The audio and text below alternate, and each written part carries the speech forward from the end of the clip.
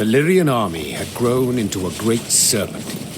So much so that riding at the column's tail, Niamh could not see its head. Footmen, cavalry, and archers stretched like a glistening snake between two horizons. Niamh had come a long way indeed, and she felt proud, as did Willem riding at her side. At first, the troops had eyed the prince suspiciously, if not with hatred. But they'd watched him fight for weeks now, and saw him as one of their own.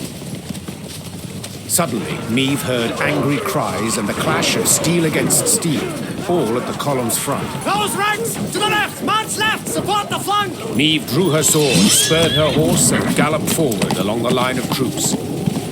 Then, through the swirling battle dust, she spotted shimmering golden suns.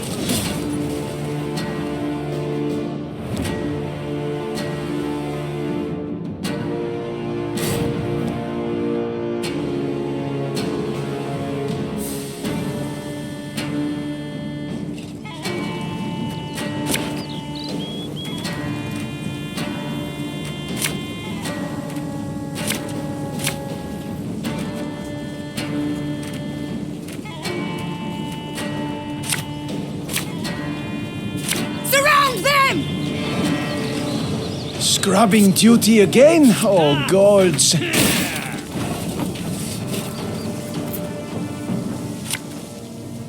This could hurt!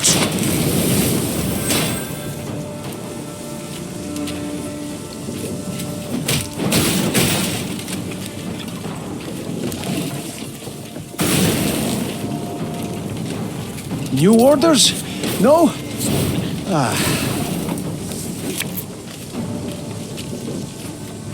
Watch your heads!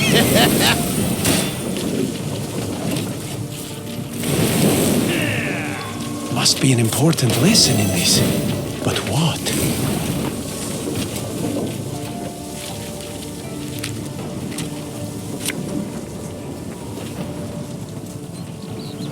Oh, Lady Margarita told us of this.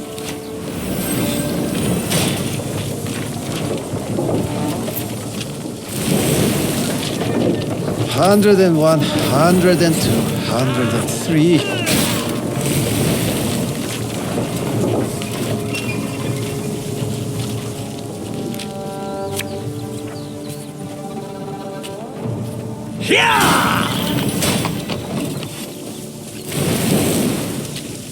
Quiet! The Commissar will hear.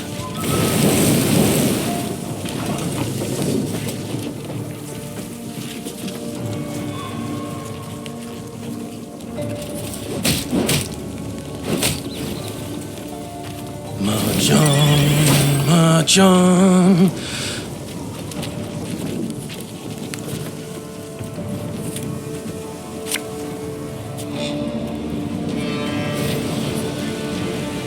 For the Queen! God save the Queen! To the last! Yeah! Mahjong, Mahjong. In retreat!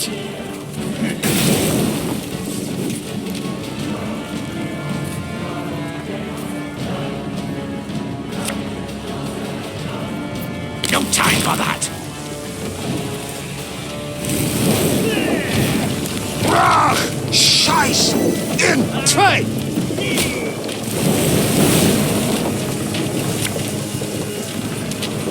Go, hop, hop!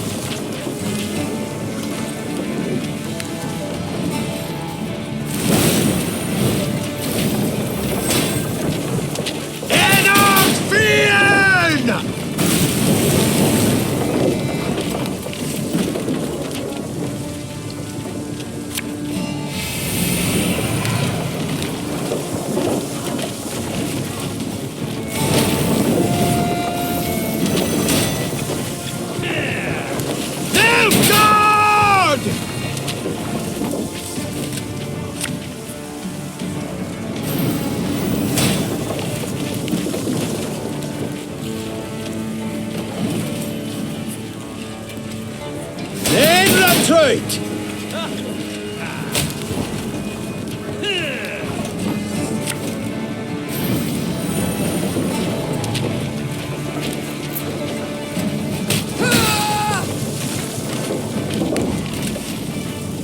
mercy! Have mercy! Normally disciplined, determined to an extreme, these Nilfgaardians quickly broke rank and ran. Deserters!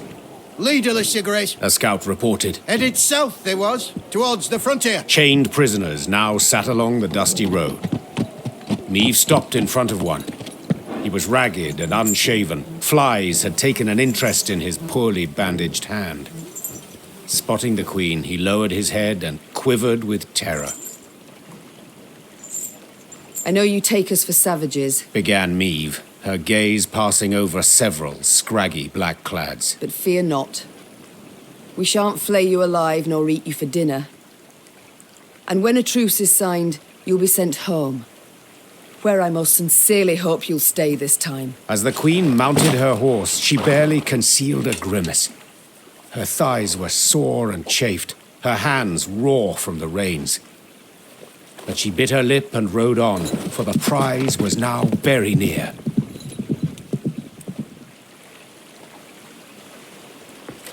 Was in Aldersburg when it fell. Broke my heart, that did. But not complete. Now we'll take it back.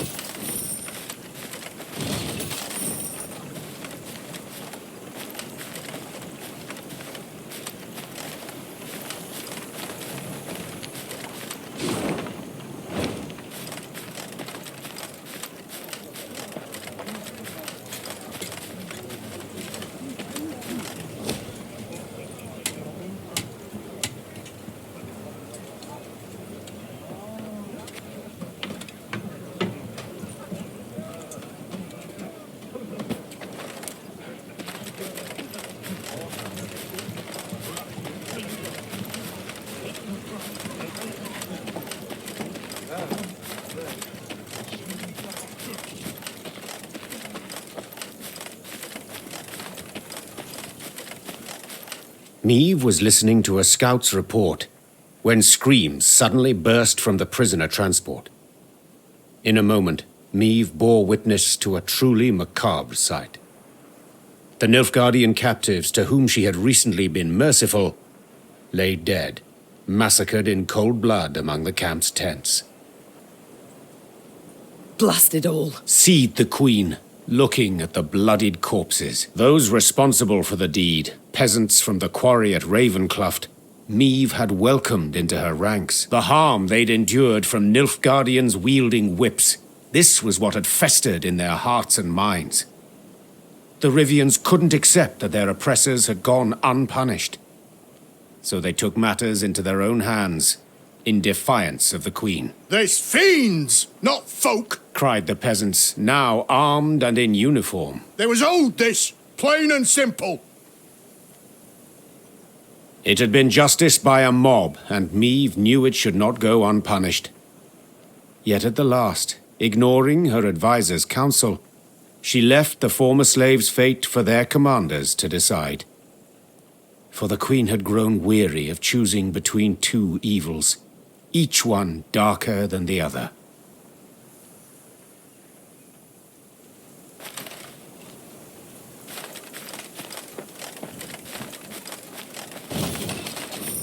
The good mothers guided you to victory. Nilfgaard angered the gods. Too much pride in them, not enough humility. The entire North owes you thanks, milady. And you, the gods. Nilfgaard angered the...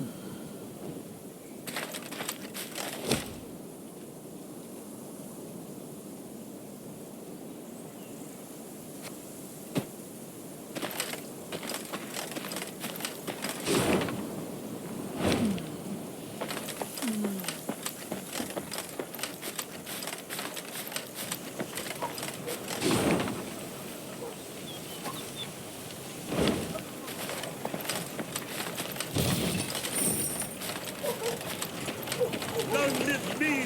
Long live the Queen! Long live our liberator!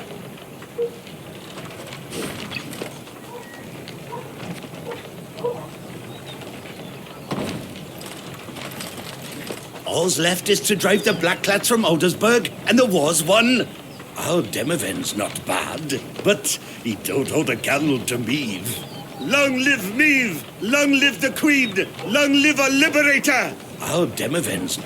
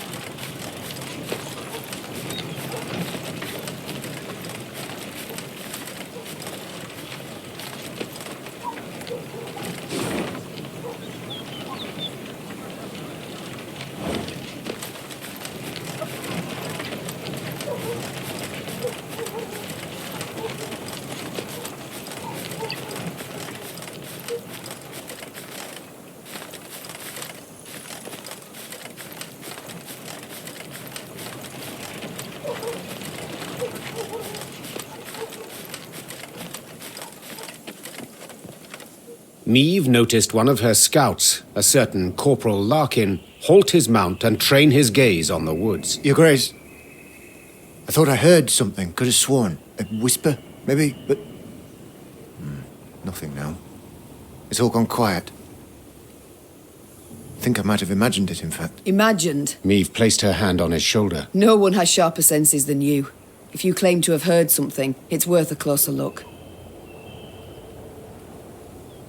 Corporal Larkin saluted, then rode past the trees. Suddenly in shadow, he keenly scanned his surroundings. Something caught his attention. He dismounted, then brushed aside ferns, exposing tracks made in the mud. Your Majesty! He shouted, quickly turning towards the road. Sound the alarm! It's squirt! An arrow whisked through the air, pierced his throat, and suddenly silenced him. Then the forest came alive with cries in the Elder tongue. Elves on the attack.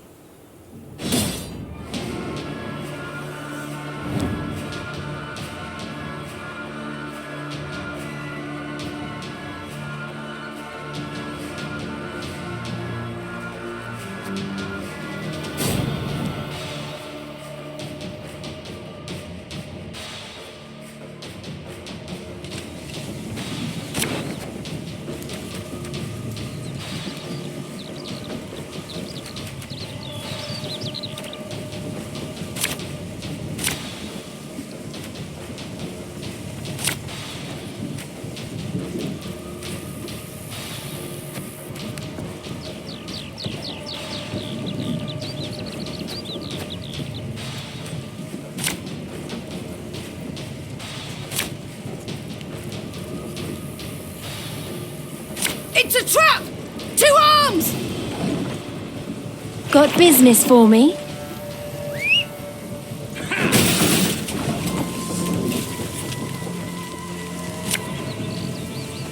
Aye.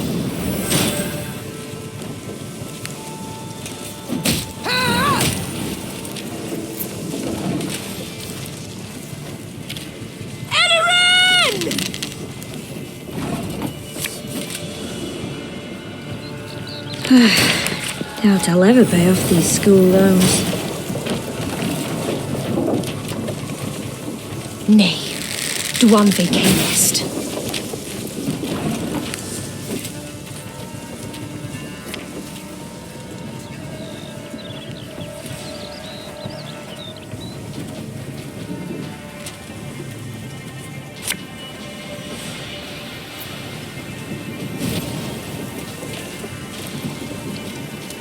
Should have listened to me old lady. This harvest will be reaping black-clad ends. There's a time to reap, a time to sow, a time to die. Should have listened to me old lady.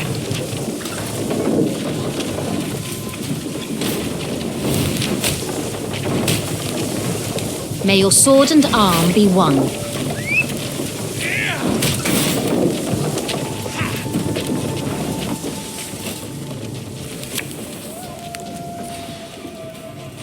This could hurt.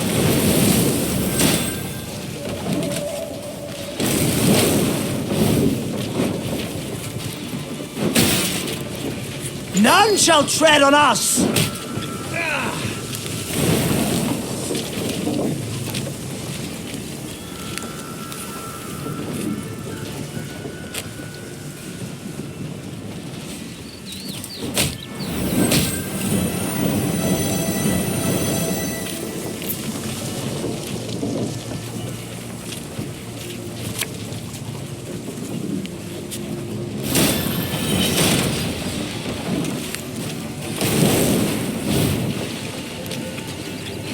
Now we will see who is weak!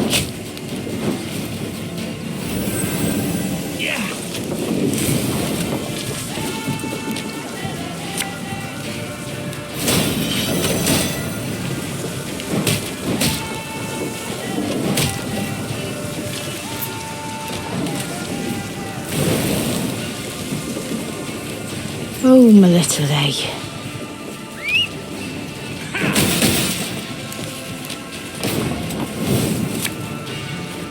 The Morrowind drank with our forefathers!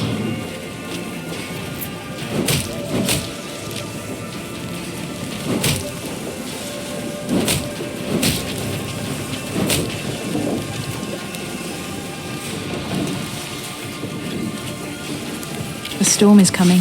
Let's enjoy the weather while we still can.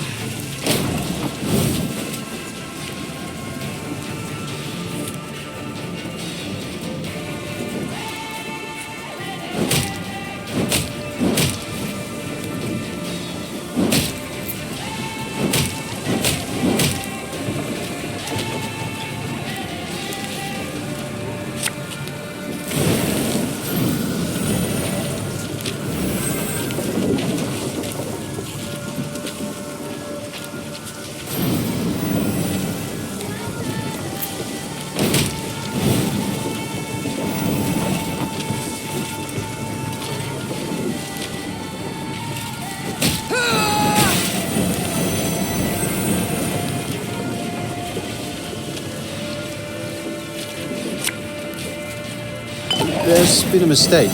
I'm no mage.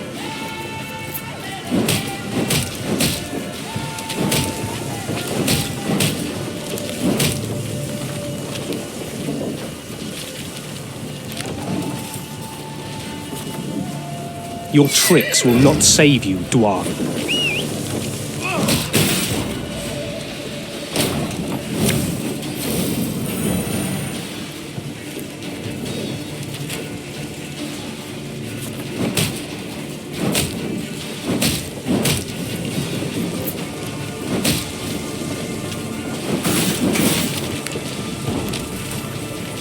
Renna! Stop! We surrender! The Scoia'tael fighters stood no chance against Meve. When the sounds of battle finally ceased, the Queen, victorious, tossed aside her arrow-studded shield. She then ordered the commando's leader brought before her. She'd expected a ranter who would turn up his nose, spit in her face, and cry, "Death to all Dwarn!" But the bloodied elf before her was no arrogant firebrand. He averted his gaze, and his lips gently trembled. Youthful you look, elf. How many summers to you? 30? More? 27, my lady. 27. A wonderful age. A shame to die so young. I beg you, Renna. For mercy, I ask. If not for me, then at the least for... Mercy? You jest. You wait in ambush, come at us like bandits, and now you dare ask for mercy. It was no ambush. Don't play me for a fool. I know what I saw, and am no stranger to warcraft. It's not you we wished to fight. Sverre. Then who killed Corporal Larkin, Werebubs?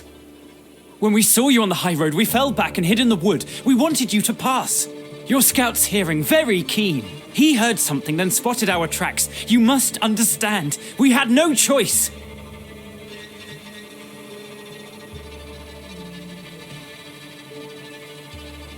You know you might have surrendered. Like Tristan's commando. Is that what you mean? They laid down their arms before an Edirnian general, who ordered them hanged. One and all. If we're to die, we prefer to die bows and swords in hand. Why are you here? Were you to rescue Epdahi? Rescue someone? No, Renna.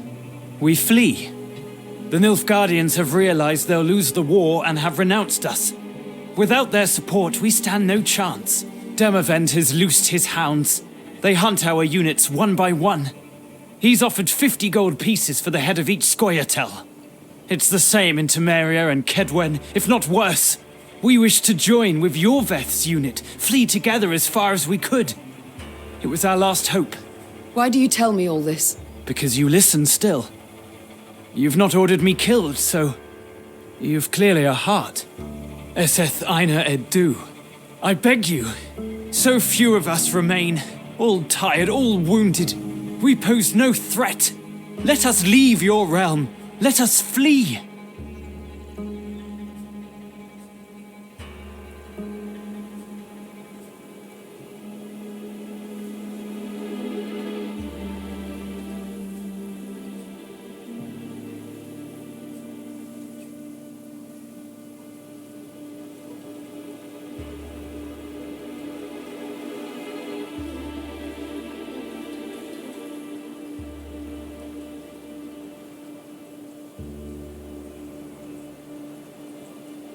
I don't rule these lands. I'm not queen here. It's for Demavend to judge you, not me. Deliver us to him and you know what fate awaits us. I do. But I know not what fate we face if I release you. Perhaps you'd leave in peace. Or perhaps another would stumble across your path and, like you did Corporal Larkin, you would have to kill them too. A risk I'm not willing to take. So, death for us all is the lesser evil here? Meave gave no reply. His eyes downcast, the elf nodded, then lifted his arms to be chained. Meave sent the Scoia'tael to Demavend. What became of them, you ask? The end of their story's not hard to surmise.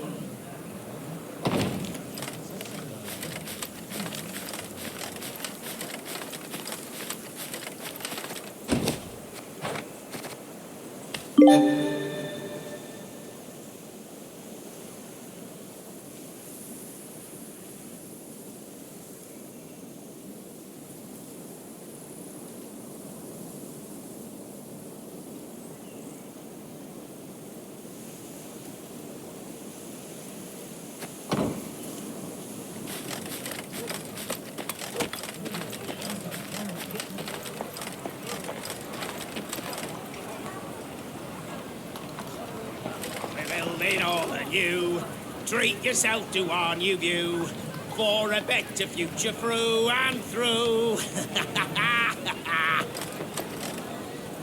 First foundations hoist the walls, then we revel in its halls. Everyone's doing their part to rebuild the homeland. We're building all anew. Treat yourself to our new view for a...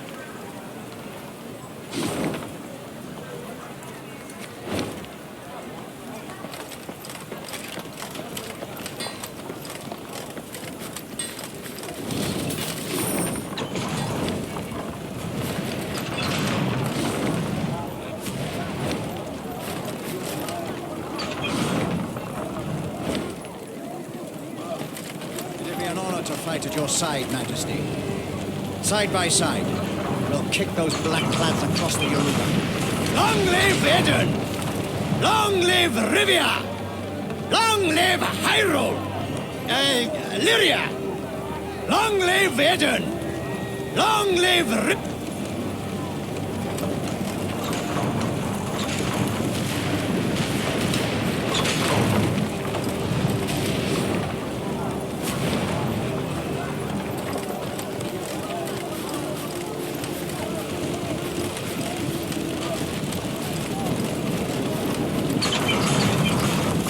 Valyrian corps neared Aldersburg, and it could not have been on a more idyllic day.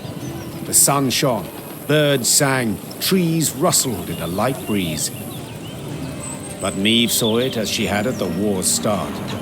Walls illumined by a fire's glow, the cries of fleeing civilians, the stench of burning flesh.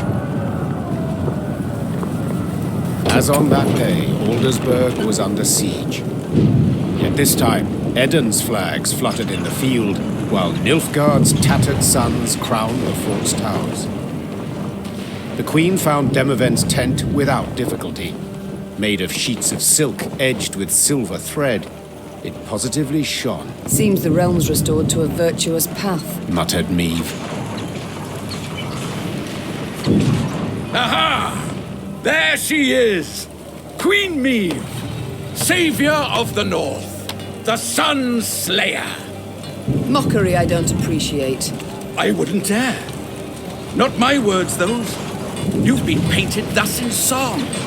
Master Dandelion himself wrote a ballad, The Battle for the Bridge. If you take the bard at his word, you're as fierce with a blade as any witcher. Is that jealousy I hear? To be perfectly honest, Niamh, it is. For I hadn't the pluck nor resolve. And when all the North tucked tail, went to shite, you alone stepped up and bared your fangs. Let it be a lesson for the future to us all. You called out the future. Tell me, how's your son? Baldwin. Growing like a weed he is. And the spitting image of his old man. Good news all, especially given the mother's profession. She's now Countess Demeretta of Gullet, a lady of the court. Your lawful wife must be thrilled. Hard to say in truth. I've not seen her in some time. Duty keeps me away, you understand. You work hard, I'm certain. Many a night, too. You might say so indeed. But enough about me. As we're chirping away like two gossips in the field, do tell me, what a villain. He's here with me. In chains, perhaps? No. In coronet and robes. We came to an understanding. What's past is past. A lesson for the future? What do you mean? My dear, this war won't change a bloody thing, you know. Nilfgaard will be Nilfgaard, the North the North. We'll sign a truce, the Blackclads will turn tail towards home. But the old borders don't satisfy us so. I'm perfectly satisfied with them, thank you. And I just wish other folk would respect them too. You're one hell of a warrior, but you're no strategist at all. Your perspective, you've got to broaden it.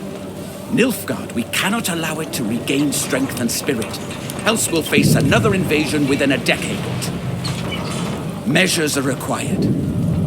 Preventive, preemptive, whatever the learned call it. Build an army, a vast one. Wait in ambush. And when they least expect it, break their bloody spine. Just think, if we were to join forces. Enough. I don't wish to hear it. Won't even entertain the thought. I'll help you take Aldersburg, but then I'll go home, where, God's willing, I'll live to a ripe old age. As you wish. We can mount the assault at any time, but... But? My scouts report a small Nilfgaardian force approaching from the south. They've stayed off the roads, moved only under the cover of night, escorting something. Who? I've no notion. Could be a mage. Devilishly unpredictable, that lot. Could wreak havoc in our ranks. Either way, before we rush at the walls, we must make certain they don't reach Aldersburg at all. I shall see to it. Are you sure? You've just arrived. Must be weary after the long journey. An understatement if I ever heard one. But I wish all this to be over, quickly. Niamh set out after the Nilfgaardians immediately, a cavalry escort in tow. Her unmatched scouts, who had led the army through the mountains of Mahakam and Angren swamps, quickly found the enemy's trail. This way, Your Grace. There's not far now. That very same day, Meave's force caught up to the mysterious black-clad unit. Lyrian riders surrounded the foe, forcing the Nilfgaardians to halt. All fell so quiet, the creaking of taut Lyrian bowstrings could be discerned. The common tongue. Which of you knows it? I do, Your Majesty. You also know who you deal with, I see. What is your name? Kaldvin, Your Majesty. At last. A Nilfgaardian name I can pronounce. So, Kaldwin, it seems this war will reach its end in 2 days' time at the most. 'Twould be silly to die today, wouldn't you agree? It would, milady. Precisely. I've spilled enough blood. I've lost the appetite for more. So, provided you don't give me a good reason to kill you, you'll walk away with your lives. Now tell me. You carry something for General Ebdahi. What is it? A letter.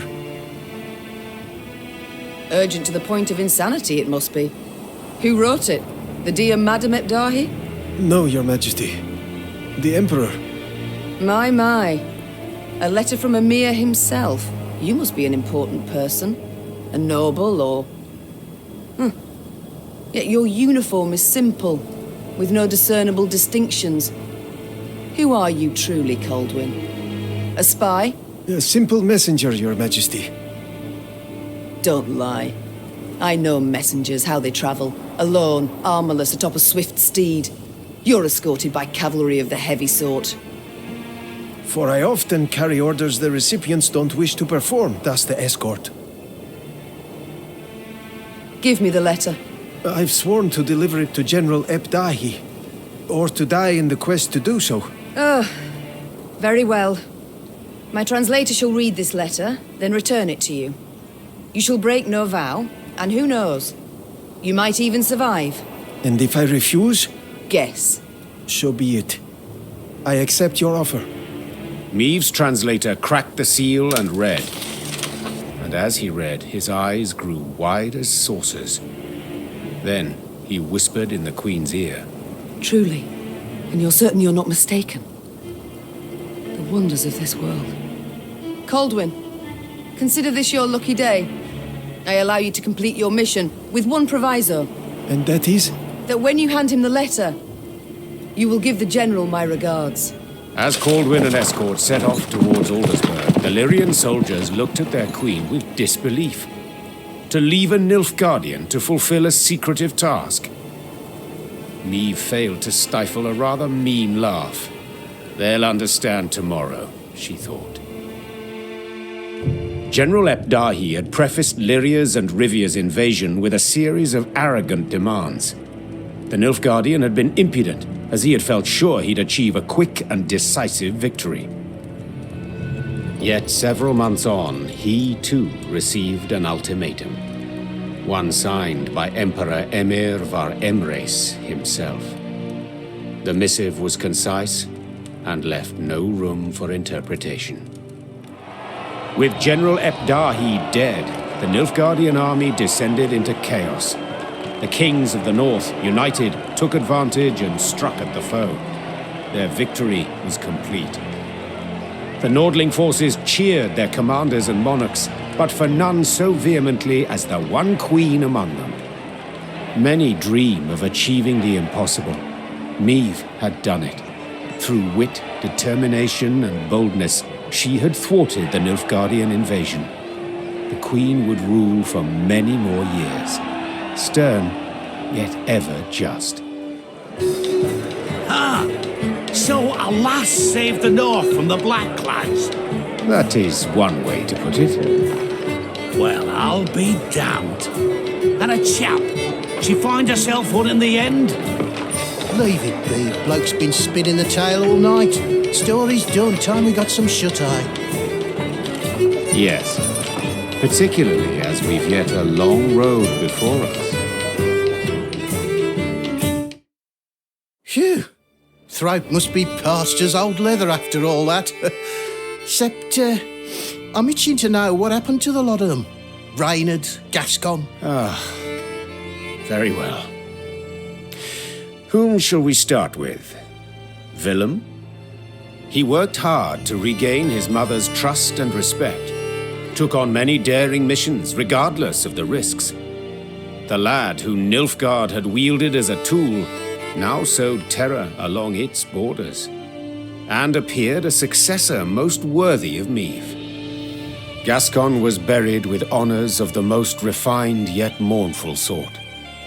His peer lords themselves bore the casket, soldiers in parade dress beat the funeral drums, and a new stone figure appeared beside the Brossard family vault, the very pointer from their crest, a ducal crown upon its head. Though Nilfgaard owed its defeat chiefly to Meve, in the Empire her name was uttered with utmost respect. Returning soldiers spoke in awed tones of her courage and generosity, referring to her as Gvedin, the tenacious one. With the advent of peace, tensions waned. Lyria's and Rivia's disparate races seemed to live harmoniously, side by side. The Queen pressed for new laws aimed at curbing oppression. They were a step towards more enlightened rule, yet sadly were habitually broken. And Meve? As I said, she ruled with an iron hand, not fist, and with her son's unwavering support. She could now trust him again. A great victory, greater even than Rivia's liberation. And now, if you'd allow me... Course. Leave him be, lads. Let him get some rest. Till the time comes for the next tale.